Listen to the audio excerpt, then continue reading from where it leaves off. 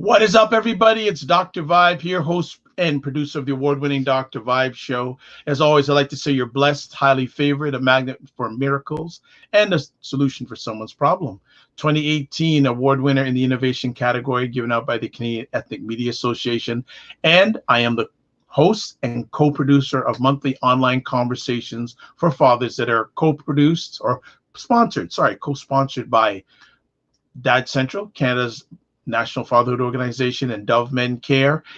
And we got a special treat tonight.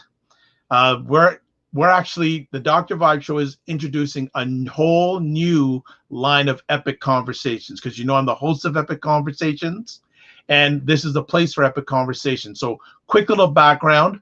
As you know, if you've been hanging around for a bit, I want to showcase Black men from all around the world. I've been doing it for the over 2,000 conversations and then some.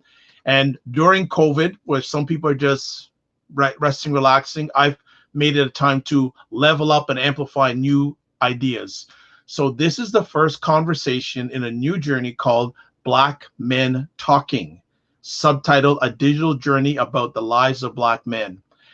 And I thought there'd be no better person in my life, in my journey as a Black man, than Roger Dundas. He doesn't have a lot of time with us tonight, so I'll just say Roger Dundas is one of the driving forces behind BuyBlacks.com, Canada's most viewed Black website. And he'll correct me if I said it wrong, and his wife will lambaste me if I get it wrong. And also, he's one of the driving forces behind Convo Media. And Roger, it is an absolute pleasure to have you finally. We've been friends for many years. When I speak about Roger, I speak about him and his family.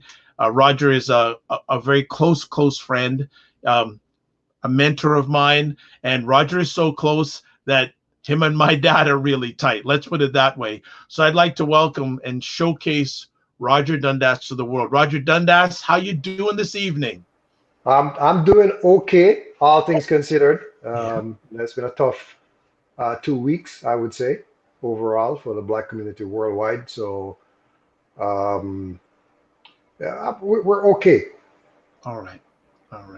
I forgot to say one other thing, because people will say, why didn't you say it? I'm blessed, highly favored, a magnet for miracles, and a solution for someone's problem. And when Roger calls me and I don't say that, he says, what's going on, Dr. Vibe? You're not right. You're not right. Well, we have a short time, as I mentioned, with Roger tonight. I'm going to stay as long as you need me to stay. How about that? I respect and love your family too much to keep you as long as I want to. So I'm gonna deal with the time, because you have a beautiful wife and two beautiful children. Yes. Just want to ask you to start our conversation. You were not born in Canada. You were born in Jamaica. And if you That's right. I just want to share about life growing up in Jamaica and then what brought you to Canada. You know what? So first of all, yes, I'm an immigrant. I am a proud immigrant, just like 97% of the people, I guess, who live here, because the only people who actually are from here are the indigenous peoples of Canada. So we're all immigrants here. I just came here just more recently, right? So what got me here initially was love, believe it or not. I was in love, and we hatched this plan to come and live in Canada and start this new life and everything. And then, I think just a year and a half before, we made this decision to come here, we broke up, right? And we still ended up, I still ended up coming. She also came after, but we were not together at that point. So, it was really love. Yeah, that's what brought me to Canada. Do you remember first coming to Canada and what that experience was like? Yeah, so moving to Canada, I'd actually never been to Canada before. So I remember my friend Errol, he picked me up from the airport and we were driving to Scarborough. And the one thing that struck me is that all the buildings were pretty much the same color. So, when you're, I was used to going to Miami and living in Jamaica, of course, And it's a mosaic of colors. The buildings, nobody's conforming to anything, right? So everything is a different color, and it's crazy. It's not uniform, right? And I thought to myself, wow, this is interesting that everything is pretty much the same color, brown or gray. So that was my first thought on Canada. Of course, even the experience of just going through the immigration process was so simple and pleasant, and it was such a beautiful experience. And I think I've pretty much lived that experience in Canada from then till now. Right. Till 2020. Now, you are in the media lens, but you weren't originally in the media lens. No, not at all. Yeah. What were you doing before you entered the media lens? So I'm a chartered accountant. I think a lot of people know that now. They've heard me say it and they're like, "What, chartered? What the?" Because I'm the most unlikely, accountant. And even when I was doing accounting, people were like, "Wow, you have too much personality to be an auditor." So that was a comment out here, all the time. When I turned 40 years old, I made a decision to change life. So it was a life change of transitioning to a new profession. So I chose, and I did a lot of, soul searching and looking at different types of opportunities that I could get into. So, I looked at I still tried to get into something that was tied to finance or finance and accounting. So I looked at being a financial advisor, too much more studying, mortgage broker, much more studying. I even looked at being a realtor. I signed up to do the realtor course, paid the money. And then I just, I was not keen on driving around and having people in the car and driving up and down all the time. So that wasn't really my thing. And then I also looked at being a recruiter. And I love helping people, as everybody knows. And I really enjoyed the helping people part. I didn't enjoy the corporate experience of working at the company I was working at. So that was my transition from accounting. That was 2006. So anybody who wants to calculate my age, go on and calculate it. Him look good though. Him look good. You know what? Don't smoke and cut down on the drinking, right? Yes. And cut down on the partying. That's drink a lot of water. And also it helps to have a beautiful wife and beautiful children. Yes, and also have young children because they keep you young.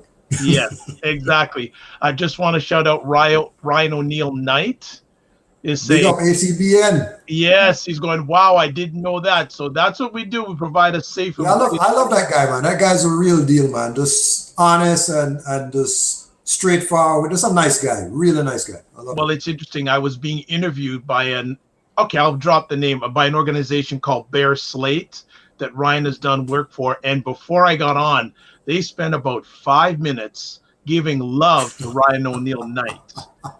I'm going, why am I even here? He's a real deal, man. He's a real deal. I'm telling you. So getting into the media business, why did you choose the media business to get into? I get asked that all the time. So as I said, in 2006, we did that transition from accounting and went into sales and marketing. But I also started my a production company. So the production company was really supposed to focus on the arts and entertainment. And we started the first production I think I did was bringing up Lacadco, a very popular dance company from Jamaica. I love them, and brought them up to Canada. And so that was my foray into the theater world, formal theater world. So we did that production at the Betty Oliphant. Followed up with a couple other productions, and then lost so much money in doing the productions because you're a neophyte. You don't really understand the intricacies of the marketing of the productions then, right? You don't understand the intricacies of the society, right? So lost a lot of money and decided to stop doing productions myself. But this is a true story. So working at a recruiting firm. Got laid off on May the 18th, 2010. It was a Monday. So they waited until I came into the office and laid me off. Having had a nice weekend. After I got laid off, I got 2 calls that day, which to me, one of them was very motivating. It was from a director that most people know, Roma Spencer. She's a fantastic director, an actress, a comedian. And we had done a production in March called Single Black Female. Didn't lose too much money on that one, but it got some very good marketing. And she called me and she said, Roger, on May the 18th, the day I got laid off, she said, would you be able to replicate that marketing campaign that you just did for Single Black Female for something that I have coming up? And therein started the 404 Media Group. So I had thought about it before I thought about doing, continuing the marketing and everything and the publicity, but I didn't really think about it really until she planted that firm seed into my mind, and the rest is history. So we did 404 Media Group, which was the number of the little apartment I was living in at Bayview and Shepherd. Yes. Right by the subway. And we did that. Camille and I started that company, and we transitioned, I would say, that business to Convo Media and merged with 2 other wonderful partners in 2018. So that's the genesis of it. So we haven't looked back. Absolutely. On the 404 Media side. And then on the media side, so what happened is that once we started doing the publicity business, and a lot of our clients were Black clients, Black Canadian theater companies, arts and entertainment companies, festivals, etc. And we did have a few non-Black or non-ethnic clients. And we were realizing that the pickup in the media was different with the non-ethnic clients than it was with the ethnic clients. All right. So we said, maybe what we should do is also provide a platform for specifically Black Canadian to tell their stories. So it actually started when we were doing 404 Media Group. We had this list of businesses across the GTA. So really GTA, Hamilton, Kitchener-Waterloo, and we had Ottawa and a few businesses listed in Montreal. So those businesses were actually places where, back in the guerrilla marketing days, people would drop flyers, posters, etc. for whatever event they had going on. We don't really do that much anymore. We rely more, of course, on social media and e-blasts, right? So we had this list of businesses, and what I had noticed was that I would say at the time, 75% of them, of the businesses listed, didn't have a website or any type of formal online presence, right? 75%. That number has since been reduced significantly, right? So the average at the time, I believe, was 42%.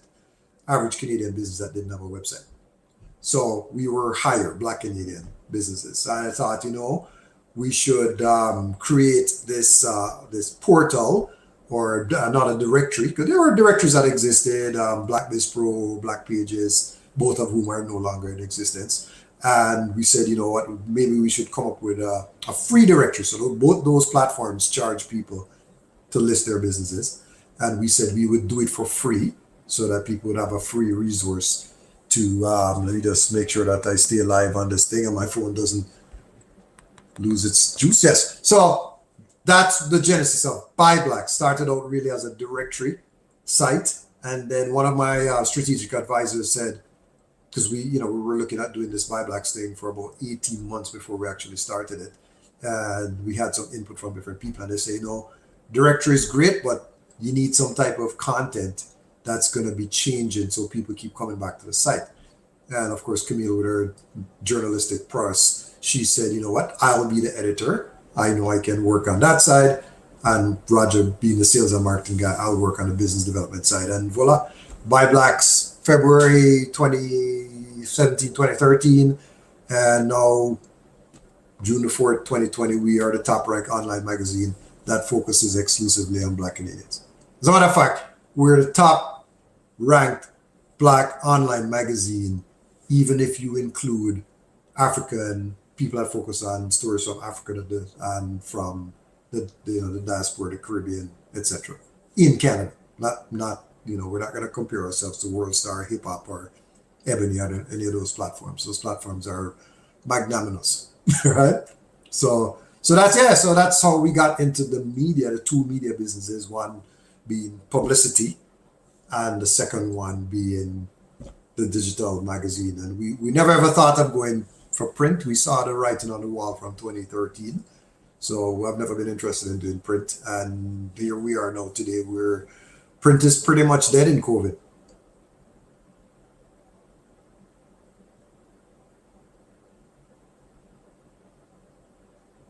Dr. Vibe?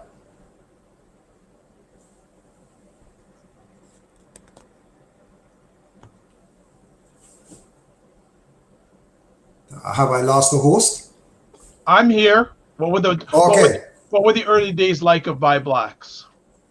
Rough. It was just 5 of us. Most of the articles, regrettably, some were written by me. I think I've since taken down most of those older ones.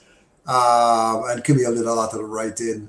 We even in the beginning of starting Vibe Blacks, we had partnered with we were supposed to have a tech partner to, although we built websites, we knew that this website was going to be huge.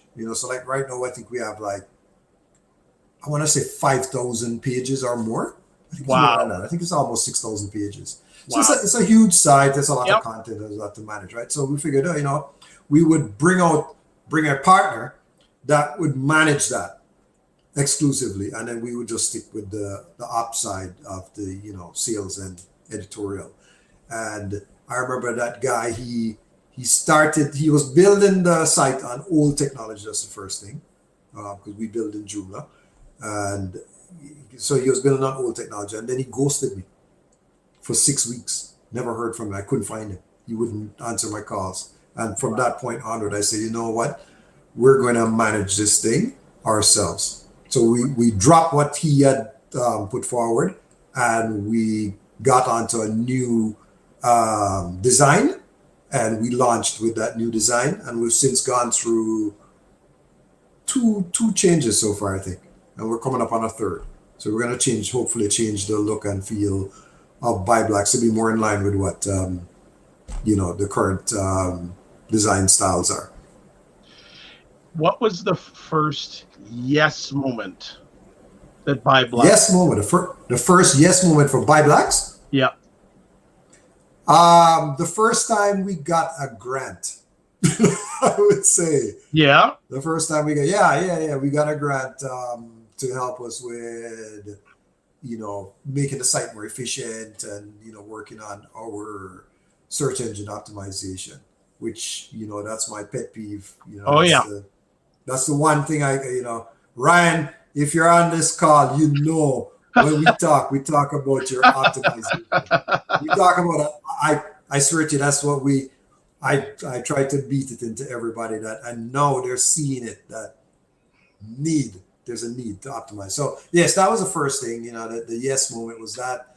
And then the other yes moment was winning the first award from SEMA for the best innovation, and then getting acknowledged by the Prime Minister of Canada. That was another yes. And then getting the second award from the NEPMCC. So I think that, getting validation from our peers in the media industry and federal government and local and everything has been, significant. I think we are now, hopefully, a household name, for, we work with all the different political parties. We work with a lot of, different corporate organizations, and we work with a lot of arts and entertainment. That's my first love. So theater will always be my love. So I know that, we work with everybody, that does Black focus, Black focus production. So yeah. Ryan O'Neill Knight saying, and my big images on my site. Yes. Ryan, don't feel bad. I've got the licks too from Roger. So don't feel bad. So he's got me in the east of Toronto and he's got you in the northwest of Toronto. So one on each side of Yonge Street.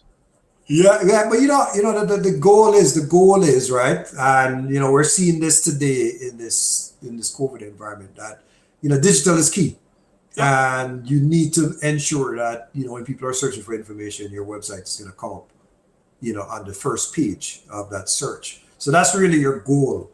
So the higher you rank, is the more money you make. Yep. That's how it works, right? Yeah. The higher you rank is the more money you end up making. The more visible you are, and the more likely you are for people to approach you. If you are, it doesn't even matter what you do, whether you offer advertising on your site or you're just a professional providing services. If you're ranking high and somebody's searching for a lawyer and your site is coming up, they're gonna call you, right? If you're a media organization like me and your site is ranking high, you're going to advertise with you. So that's just, it's a 1-2 thing. So you have this time now in COVID. I keep telling people, come on, man, work on your site. I want to see every Black Canadian site ranking higher.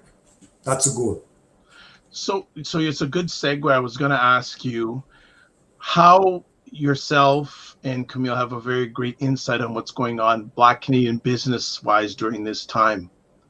What are you seeing? Are you concerned? How are businesses, Black Canadian business, handling the COVID time, in your opinion? Yeah, you know what? It's not even. I mean, a lot of people will say that. Yeah, the Black Canadians will have it a little bit more difficult because we already have a smaller market selling to depending on what service you have, of course. But I feel like it's not a Black Canadian issue. It's actually a Canadian issue.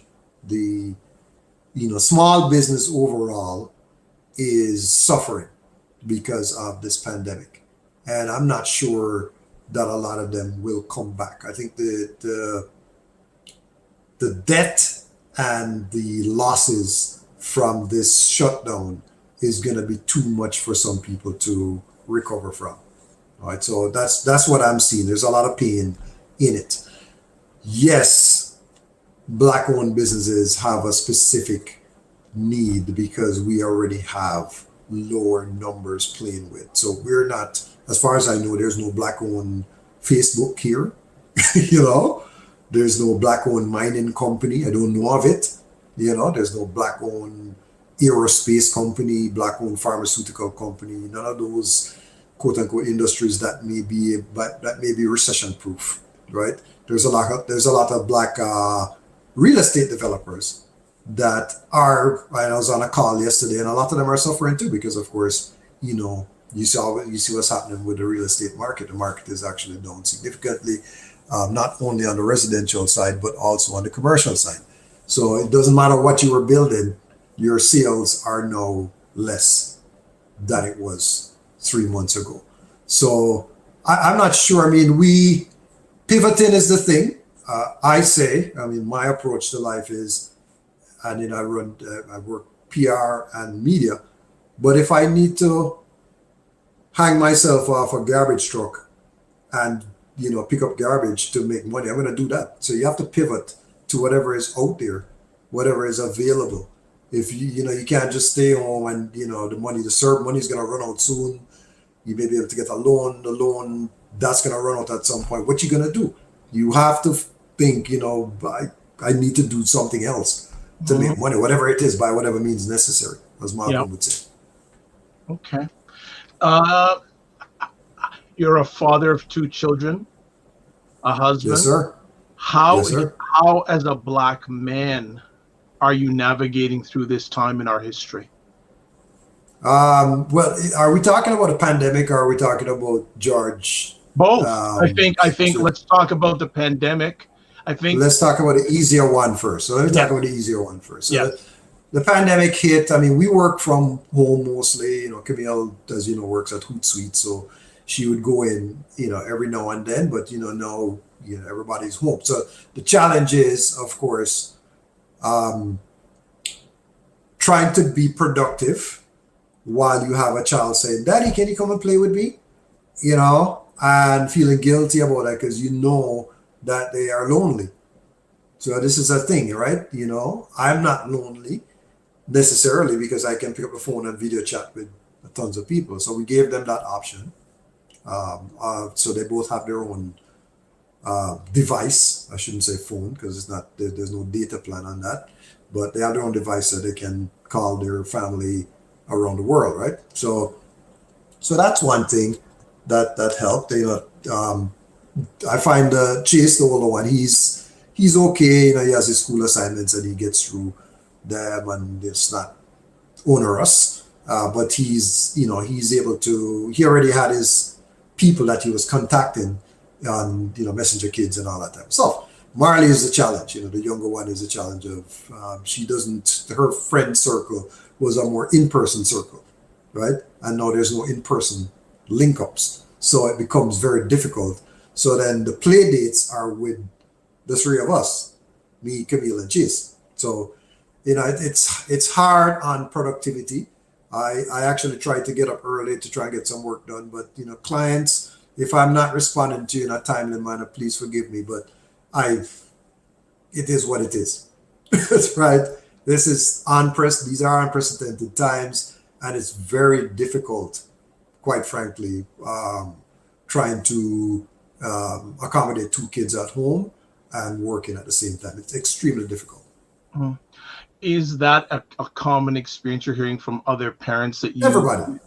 Everybody. So I think, back in the day, I don't know if you remember this video of this guy. I think he was on CNN or he was on some major network, and his kid came in the room and he was scurrying to get the kid out of the room so he could continue with his conversation. Now that's like, the kid comes in the room, you hug the kid and you bring them into the shot because that's what's going on,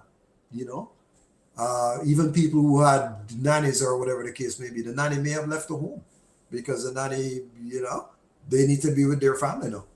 So there's a lot of different situations going on. Hmm. What are you thinking? Obviously, I don't like the term new normal because there's going to be a different, but what are you seeing? Like you said, you see a number of Black businesses not making it through. Yeah.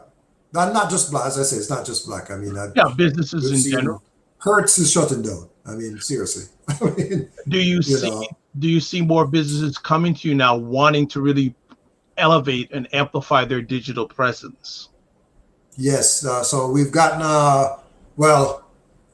okay. So there's two things at play. There are the people that want to, make sure that their website is optimized. So that's that, and that they have a good website and all of that. So there's that side of the business because, through Convo Media, we design and build websites for people. And then on the Buy Black side, since this incident in Minneapolis, we have seen an increased number of people adding their businesses to our directory. Interesting. So it has actually, catapulted. Wow! Congratulations. So that is awesome. I mean, we do have the largest database of Black-owned businesses in Canada, Black Canadian-owned businesses. So we've just been working on it since when we started with 450 businesses, I believe, at the time, and we just kept on adding on to that, and we're at about 3,100 now. My goodness. So, and it's just, I feel like it's much more than that. I do believe that a lot of Black, there's a couple of things at play. I feel like a lot of Black Canadians, it's a side, their businesses are a side hustle, so they may not be reporting it. So they, they're not going to put it on the site. So that's one type of person. Right. And then some of the businesses are just not, it's not formal. So they may not have it, up on, they may not have a website or anything for, when you think about people like mobile hairdressers and people like that to just go around and do things like that. So, a lot of people, and then some dentists and stuff, they don't have established, presence on, my dentist, he doesn't have a website, and he's an established business. Good stuff. Nathaniel Anderson saying businesses have to adapt, and also 100%. Yes, and Mama Canada says, "May I ask a question, Dr. Vibe?" I said, "Oh, you can always ask a question." Rebel vibes. If that is that why am I Kerry Mullins, man. Kerry Mullins. Okay. Kerry Mullins. Reggae ambassador. Look, quick thing, backstory about Kerry Mullins. Her father, her late father. Well, her father's still alive in my life. And Yes. my dad, like this. Her father and my father were a group of black gentlemen, black Jamaicans that started the Cornwall College Old Boys Association of Canada. Wow. Foundational members. No, Ed, I just want to make a comment. I actually can't see your video. I don't know if everybody's having the same experience. I can't see his video. Well, we can see you, but let me get to the question of Mama Canada. Sure. She's going, what would you say is the hardest part, if any, Roger, for you and Camille being a couple in business together? Oh, wow. Kerry, that you have to talk to me offline about that.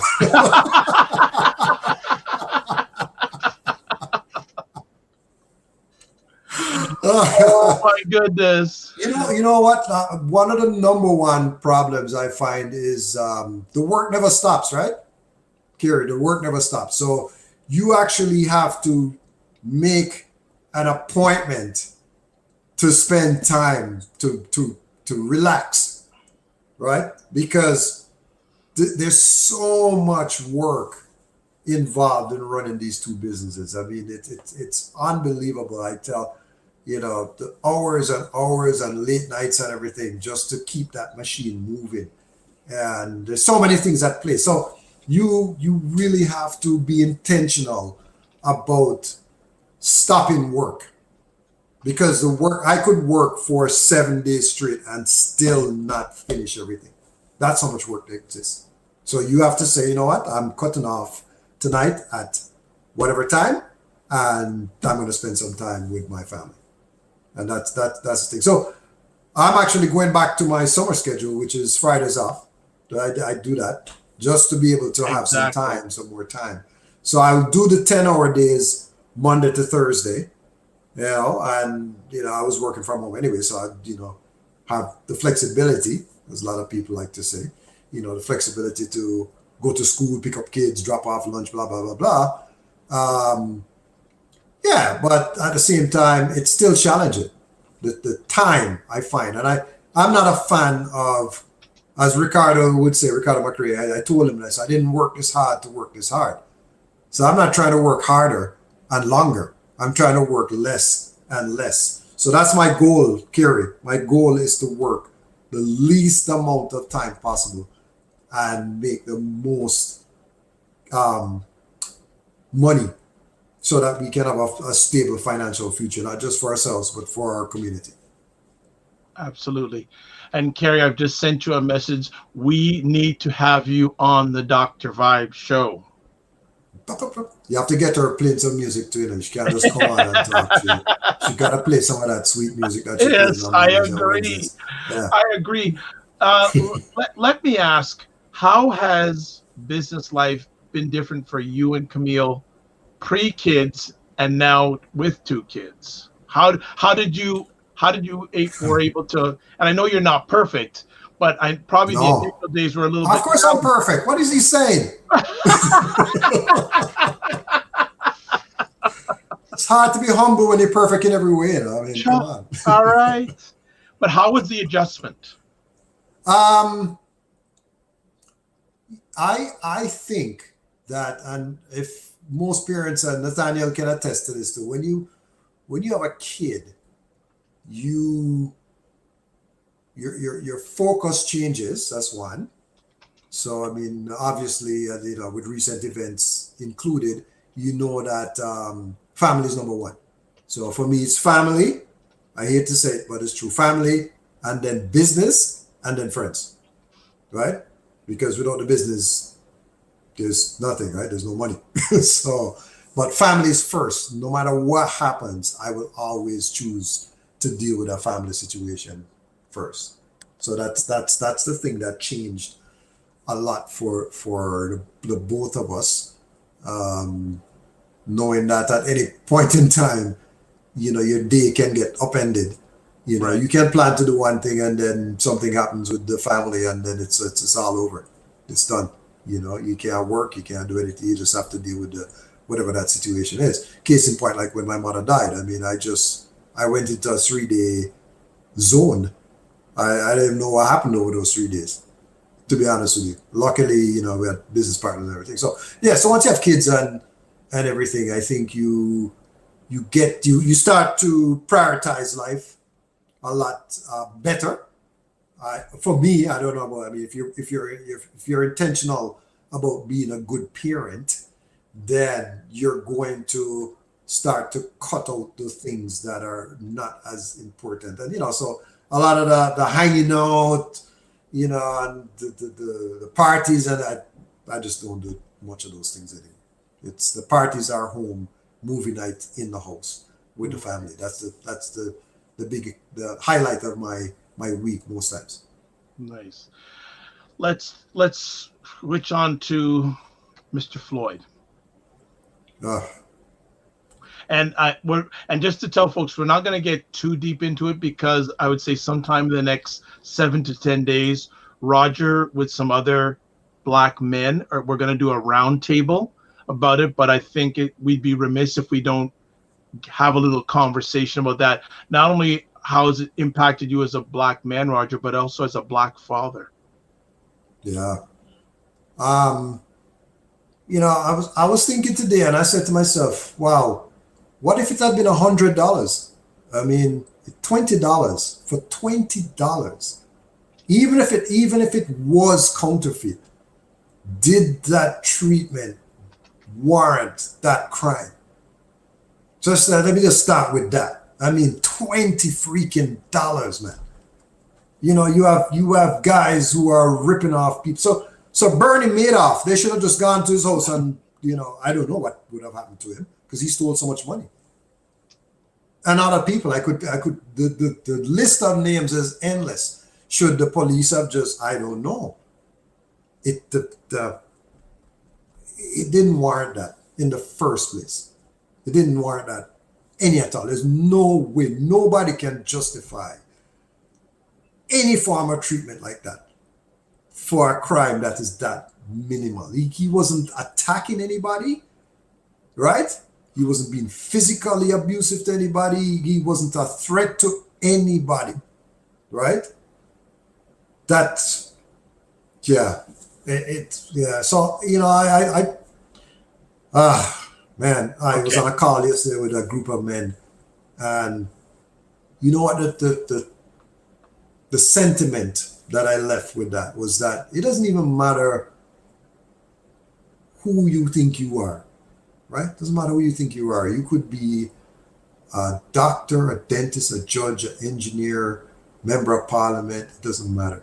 There's a possibility that you could get stopped in a traffic incident and end up dead. You could be jogging in the park and end up dead. Yeah. So this is, and it is equally disturbing as it is frightening, as it is freakish to me, coming from Jamaica, that I wouldn't think that a police stop would leave me dead in Jamaica. I would never think that. No, sir. Not a traffic stop. It's not gonna escalate to that. No matter how disrespectful I talk to the police officer, it's not escalating to that. But this is a harsh reality. And I think that the COVID pandemic made it even worse. That people were already at home and frustrated and just seeing that we're like, we're we past this, man? Are we done with this foolishness? I mean, are we done with this nastiness? You know, we were thinking this was behind us, but it's not going to be behind us for a little while. So those are my thoughts. I mean, uncomfortable. It was already an uncomfortable week, last week. It's just, I don't know. Okay.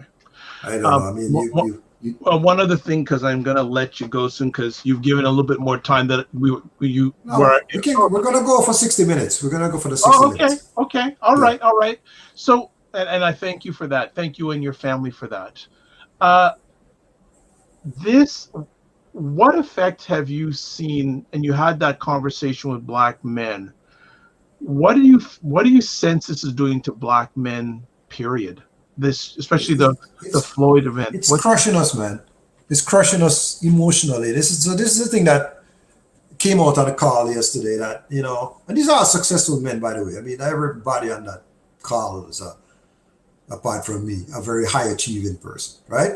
So, what came out on the call was the emotional tax that is happening with Black men. It weighs on you. People have been, share that they wake up and they're crying. It's heavy. It's heavy on the heart. And as I said, every man is thinking that could be me. Nobody's thinking that they are exempt from something like that happening to them in Canada.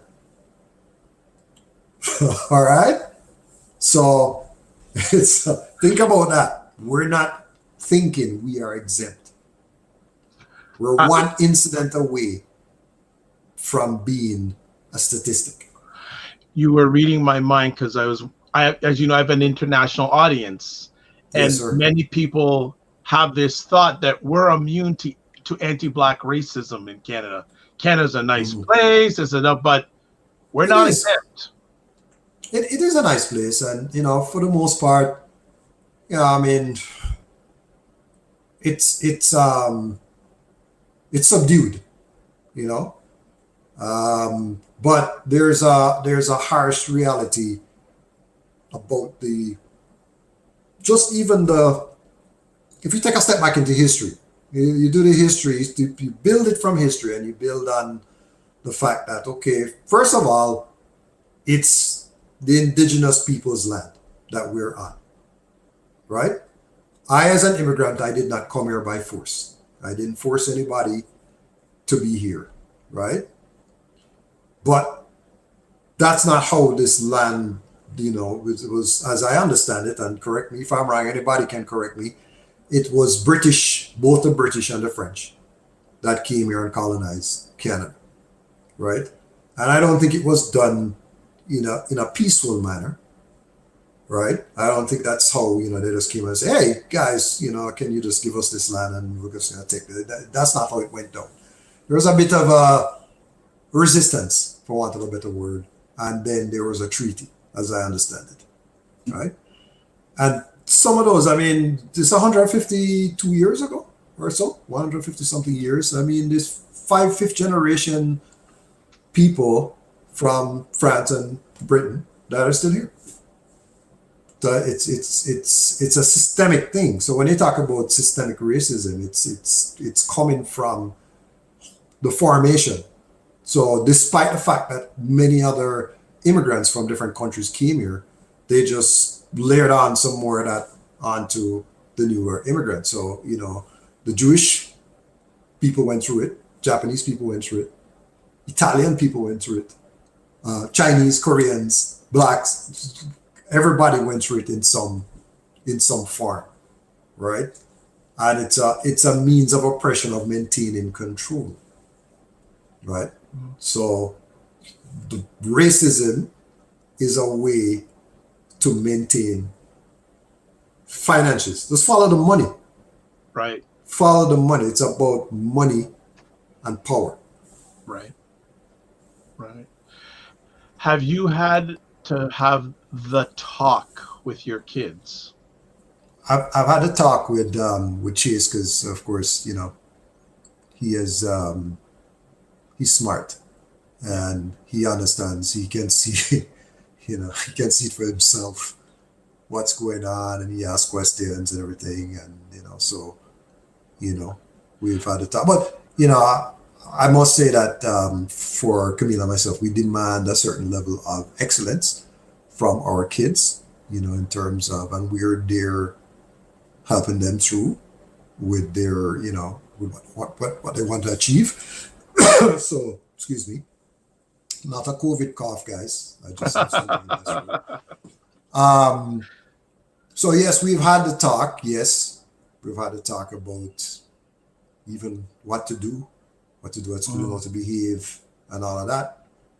But at the same time, I'm encouraging him to be like me and speak up for justice. So I'll back him up 100%. Whenever there's a challenge at school, I'll come there and I'll bat for him 100%. So, and I've done it all the time. I am known to the school in a positive way, not in a negative way. I have conversations with the principal, vice principal, his teachers, former teachers, etc., administrators, so that there's a certain comfort, right. So I don't expect certain things to happen to him because we've already I've established some boundaries with the administration there, right? And I've let them know that when he gets to school, he's being protected by them, right? You and we speak offline a lot, and I know that many Black men come to you for mentorship, counsel, advice. What are some of the areas that you know of, either during this time or before this time, that Black men are having challenges? What areas are they having challenges with? Wow, we'd have to double the time and do another hour. This is part one, right? So we got the round table, but okay, maybe is it? Can I say all right, some of the common challenges? All right, so let me just list them. I won't go into everything, but one of the challenges is business, right? So what to do in business, how to optimize your business, how to make your business profitable. So that's one talk. How to network. So that's kind of related to business because I'm a networking machine, as you know. So how to network effectively and what strategies work. More recently, of course, people have been coming to me, men. I'm talking about men and women. You know what? I'm just going to say people because I mentor everybody. I'm not gender specific. So business, more recently, on the inbound side, but even on the relationship side, how to navigate relationships with their spouses, their spouse, not spouses, because we're not in a polygamous situation. Not that I know of. None of my friends are. Okay, good. I mean, it's neither here nor there. I mean, I think, as Dan Savage would say, if people are open about their relationship and everybody's in agreement, then it's fine. That's, there's nothing wrong with it as long as everybody's in agreement. What happens most time is that, somebody is, not in the know, and that's what causes the issues. So yeah, finances is another thing, just personal finances and, investment strategies, etc. You'd be surprised at how many people don't have insurance. That's something that Ricardo and I speak about all the time. And you see when I was talking about coming in the frame, here comes in the frame. Yeah, we're gonna go soon. Okay. So that's what happens, right? Can't avoid it. I told you it would happen. I know. I know the ladies of the house. Yes. That's the boss. That's the boss. Yes. So yeah, so I mean there's many different things. And sometimes it's just I would say that if people know me well, you know that I just talk it like it is. I'm not a politically correct person, right? So I'm just gonna tell you exactly how I feel. I'm not not in a disrespectful way, but I'm gonna be honest with you in my feelings. I find that there's a lot of times, you'll talk to somebody and then when you leave the room, they say, "Oh my God, did you know that Ed did it?" No, you need to just whatever you have to say it to the person, right? So I'm that guy. Yeah, you are. And people are calling me as I'm talking to, so I'm just declining these Well, calls. I'm going to start winding down because people are calling you. The boss of the house is calling you. So I'm not in the competition like that. But Yeah. Roger, as we wind it down here, what would you like your legacy to be? Like I said, a lot of people talk about this legacy thing, like, I want my name on a building and blah, blah, blah. I just want people to be more humane. I think that's what's missing from the equation right now. And that's why that policeman would kneel in that person's neck, in George's neck. Sorry. Yeah. Humanity is not as important. I find people are chasing money and not trying to be a better person. If we invested the time that we spent in trying to make money into being a better person, we would obviously have a much better world. And I think that is one of the things that I would want my legacy to be, that I try to make people more humane. And you can see that by blacks. A lot of people wonder, Roger's a publisher, and then they look at the stories and they're like, wow, whoa. I don't agree with, let me just be frank, I don't agree with 100% of everything that gets posted on By Blacks, but I agree with most of it. Right? I can tell by your eyes you're being summoned. So no, you know what? I'm in the room, so people are coming through. I'm looking to the right, and I'm seeing people come through the door. So as I said, hey, we're in a real situation. All that crap about you're not professional because somebody came in the room. Whatever. We just chop it up. My last conversation point with you. Ryan is saying agreed. Personal development is huge and a great first step. Agreed. Yeah, we have to. Michael Jackson said it tonight. Man said, "I am starting with the man in the mirror." You can point. They said when you point the finger right forward and point back at you, you really have to get into that self-development phase. And I have been fortunate. I had an excellent mentor. He died 3 years ago, actually. Fantastic guy. He always felt like you could resolve so much issues by just talking things through. So that was one of his hallmark sayings, talk things through and you can resolve. I mean, of course, there's sometimes, when there are people that you love, but you just don't like them, so you just stay away from them. But I have this saying that if I call you, I like you. I don't call people I don't like. I don't do business with people I don't like. So I just don't. I don't have the energy to be a fraud and lie. I just, a lot of people have that energy, and they, I don't have that energy to do that. I'm too old for that foolishness. It's not the right. I don't think it's the right approach to business or life. It comes back to get you. It comes back to get you. And it's a waste of energy. I want to feel like when I go to bed at night, I feel like I've done the right thing. I don't try to stiff people on business deals. I don't try to stiff people personally. That's just not my MO. Right? I'm not perfect. I make mistakes. Everybody makes mistakes. God, everybody makes mistakes. But if you make a mistake, own up to your mistake and move forward. Apologize and just try and resolve this thing, man. Move forward with it. But don't have this thing where you did something wrong. You did something wrong, but you don't want to apologize. The energy for all of that is just it's wasteful. you know.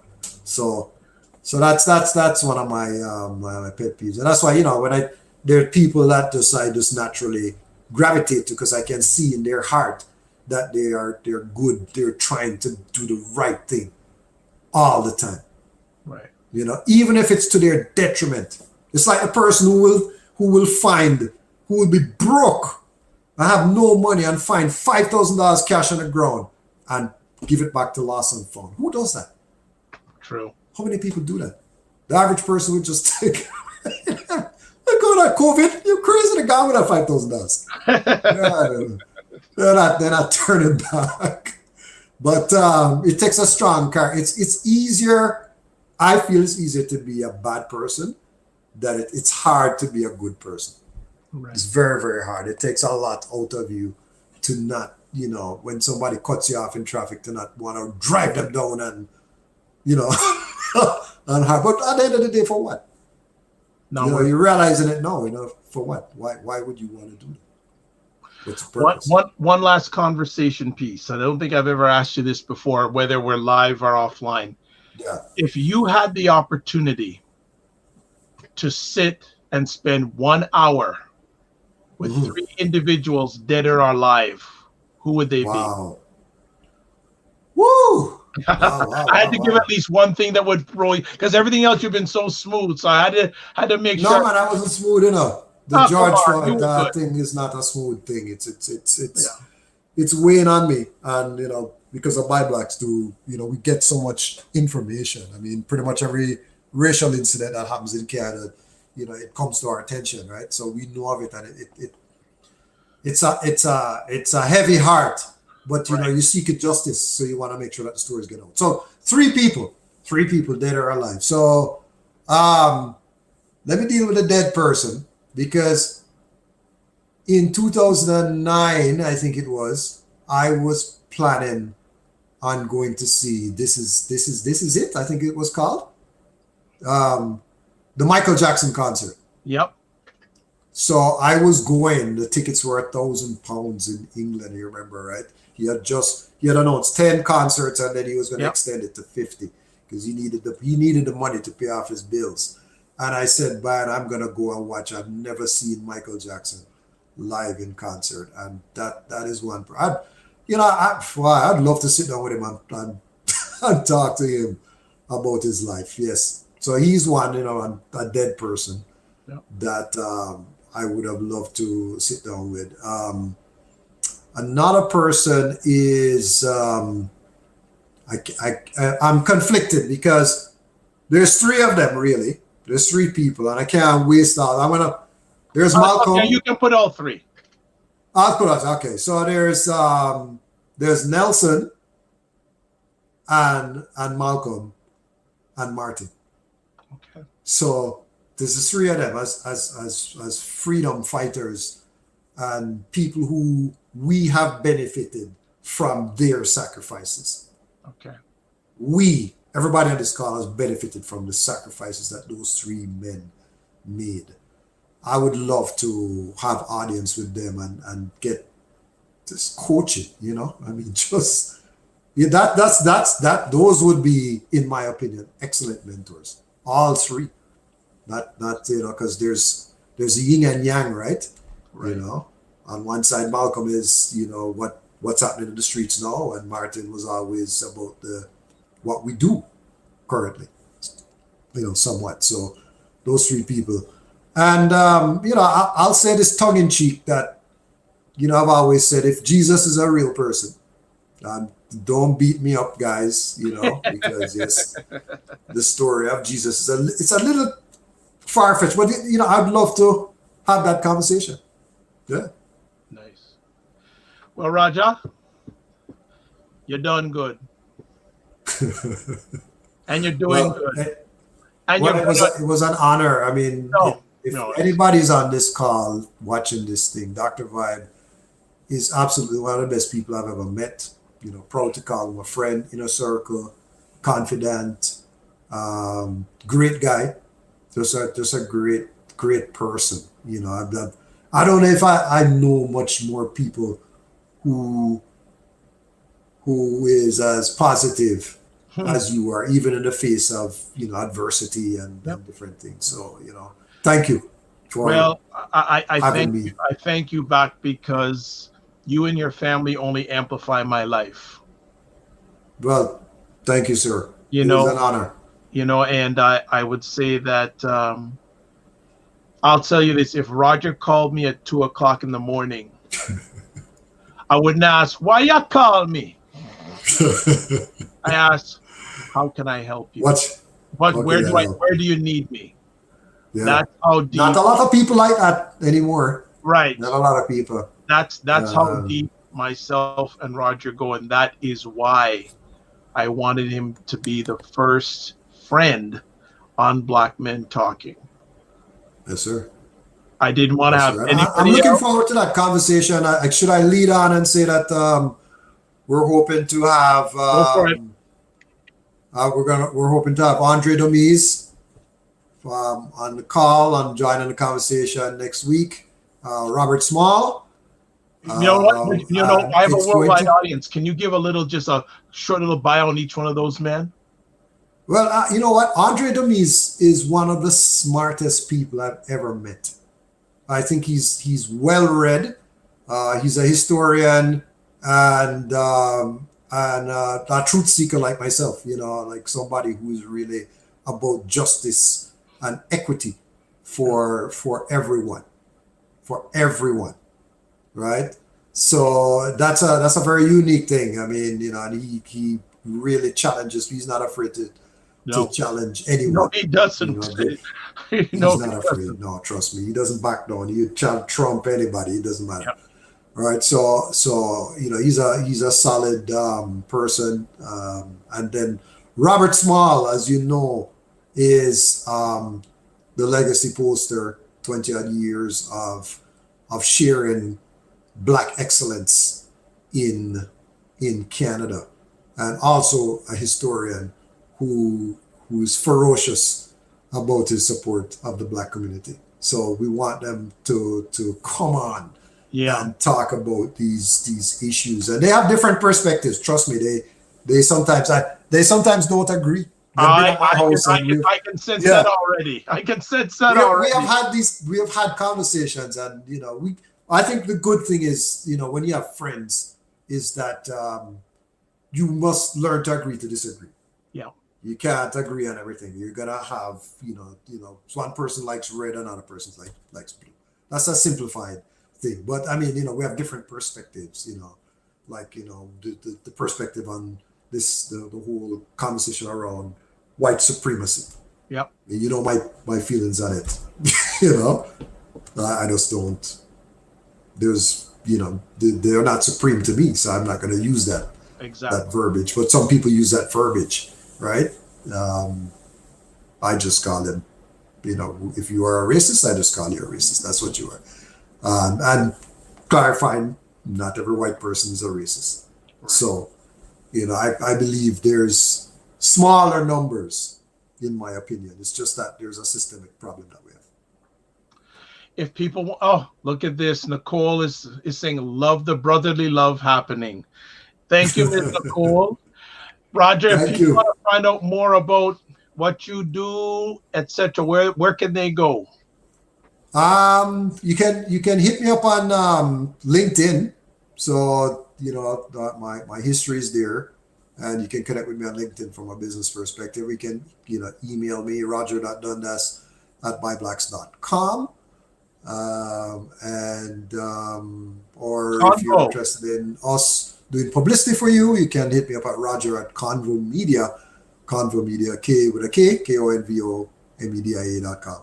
So those are the places. I actually came off of, just a quick tidbit of information. I came off of social media, Facebook and Twitter on September the 3rd, 2019. And I can say that was one of the best decisions I've ever made in terms of recapturing, that earlier question about time. Yes. So social media is a time suck. You get down into that vortex, and you 1 hour later you're like, what the heck? Yeah. So me coming off of social media, and just to clarify, my businesses are all on social media, as we know, by Blacks and Convo Media. We're on every social media platform. That's not The business and my personal life, two different things, right? So I found that just exiting personal social media led to an increase in earnings for me. There you go. I'll just leave it right there. As we say, I'm not saying, I'm just saying. Yes, I'm just saying. You know, when you think about, you want to be more focused on everything, get serious about your time. Wonderful. Protect your time at all costs. Because, hey, time never lost a fight. Never. He never lost a fight. Never. Thanks to Roger. Thanks to his family. Thanks to everyone who watched this live or watched on the replay. I'd like to thank Ryan Knight, Mama Canada. There's Nicole. There were others. I'm not going to list you because I'd forget, and it's my head, not my heart. It's Dr. Vibe, your host and producer of the award-winning Dr. Vibe Show. 2018 Innovation Award winner, given out by the Canadian Ethnic Media Association. And I'll be totally honest, transparent here. If it wasn't for Roger and Camille, I probably would have never gotten close to getting that award. So that, let me be honest and transparent about that. Host of Epic Conversations, home of Epic Conversations, host and co-producer of monthly online conversations for fathers that are co-sponsored by Dad Central, Canada's national fatherhood organization, and Dove Men Care. I'd like to thank BIA Media for making this production happen. Great job as usual. This is how I end off my conversations these days.